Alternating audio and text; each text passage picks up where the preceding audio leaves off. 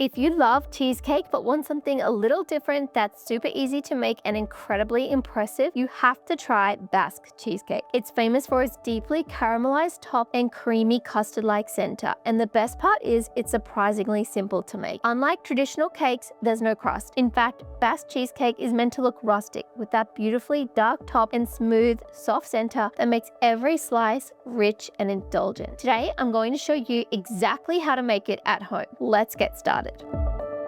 First, preheat your oven to 220 degrees Celsius or 425 Fahrenheit. The high heat is the key to achieving that signature golden brown top. Next, prepare a spring-form cake tin by lining it with 2 large sheets of baking paper. But first, you need to scrunch the paper and then place it in the tin. Don't worry about looking perfectly neat. Those crinkled edges are actually part of that classic Basque cheesecake look. Now for the batter, and I always leave all the ingredients in the description box for you, so make sure you check it out. In a large bowl, beat your cream cheese. I like to leave my cream cheese out on the bench for about an hour before I want to use it.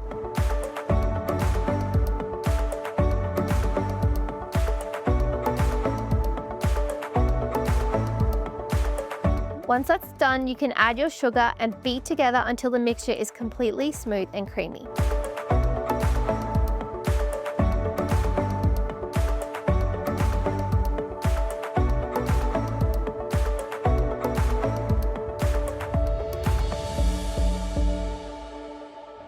In another separate bowl, add your flour and then start to hand whisk in your cream, but start with about 1/4 of the cream first. It will become paste-like. Then you can continue to add little bits of cream and continue whisking. We want to make sure this mixture is completely smooth and has no lumps, and then you can add in any remaining cream and just keep whisking that until it's beautiful and smooth. Then you can add the vanilla.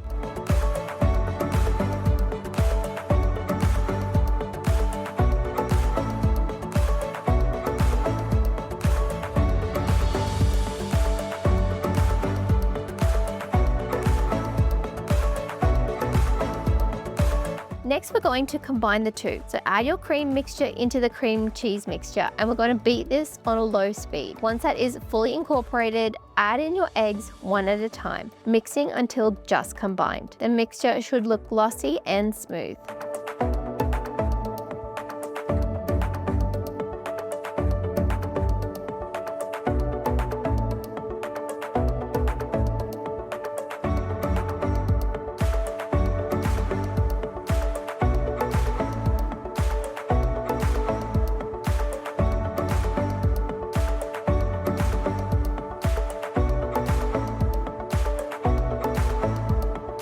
Once the batter is ready, pour it into your prepared cake tin. Give the tin a little tap on the bench to release any air bubbles. Now it's ready for the oven. Bake the cheesecake for around 45 to 50 minutes. I always check and rotate mine at halfway. If there are any air bubbles at this point, you can pop them or pierce them and then back into the oven for the remainder of the baking. When it's ready, you're looking for a deeply golden, almost burnt looking top, while the center still has a slight wobble when you shake the tin. The mixture will have risen as well, almost like a souffle, and that's exactly what we want with the wobble. That wobble is what creates that creamy custard-like texture once the cheesecake cools. Now allow your cheesecake to cool completely in the tin. As it cools, the cheesecake will naturally settle and firm up slightly, while still staying beautifully soft and creamy inside. Once it's cooled on the bench top, then we're going to refrigerate it overnight or for at least 8 hours. Once that is done, we're going to carefully remove it from the tin and peel back the baking paper.